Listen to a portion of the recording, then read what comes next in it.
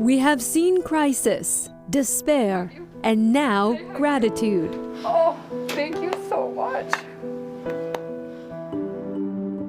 No visitors. It was understandable as COVID raged through the community. But for those whose fight would end here, for their families, it will forever mark one of the greatest tragedies of the pandemic. Those stories will remain with us for the rest of our lives. We're so grateful.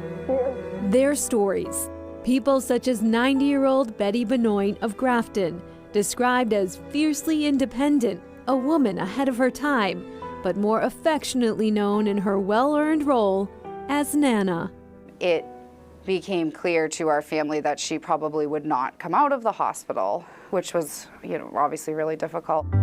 That was mid-April of 2020, when Courtney Casey, herself a nurse at UMass Memorial, got the call that her Nana was declining quickly with COVID-19, and the family would not be able to be by her side. The rational side of me understood the reason. The nurse side of me understood the reason, but the granddaughter with the dying grandmother, it really stung. A feeling that was spilling over among staff in the COVID units. It's heartbreaking when there's a patient who just wants to see their family. That's hard.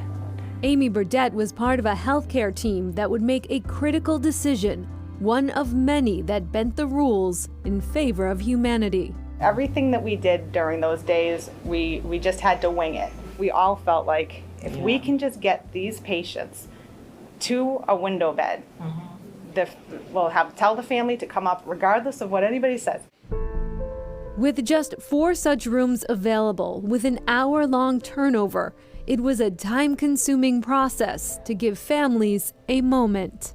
On Sunday night, my mom received a phone call that the nurses were going to be moving her to a window so that we could come and see her through the window, which was amazing. I think that she knew that we were there. Courtney had shared something with us so profound that she said that she felt like you had loved her Nana up to heaven. We felt like the patients and the caregivers were like a family. It was an immeasurable gratitude. Where my hands couldn't do it, their hands did it for us.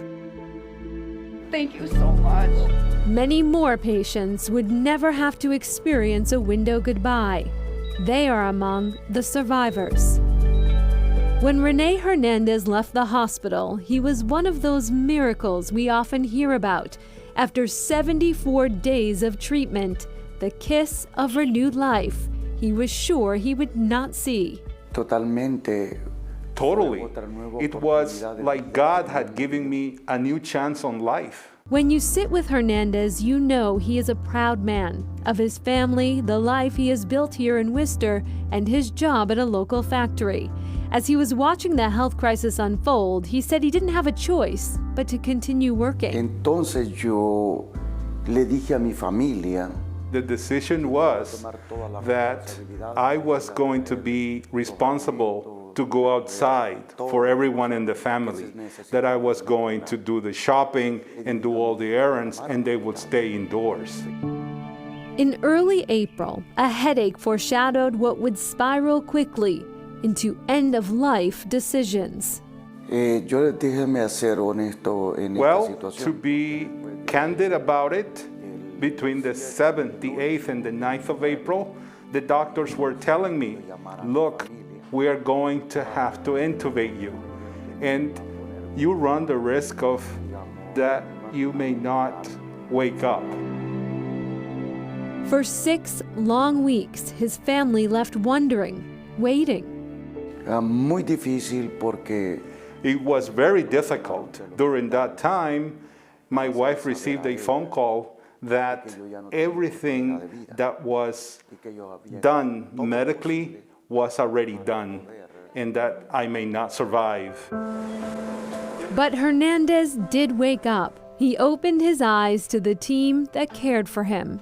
Más como yo puedo explicar, como un bebé, ellos me trataron lo mejor. The treatment that I received, the care that I received was very much compared like if you were just born, like a brand new baby.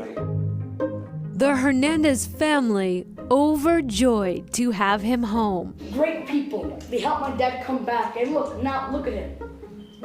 All that. Oh, that's great. And back to the story of Courtney's grandmother. One of the nurses who cared for Nana, her name is Nana as well, and was one of Courtney's former colleagues and was with Nana Betty in her final moments. The family says that has given them immeasurable peace. Coming up, Wave 3, caring for the caregivers.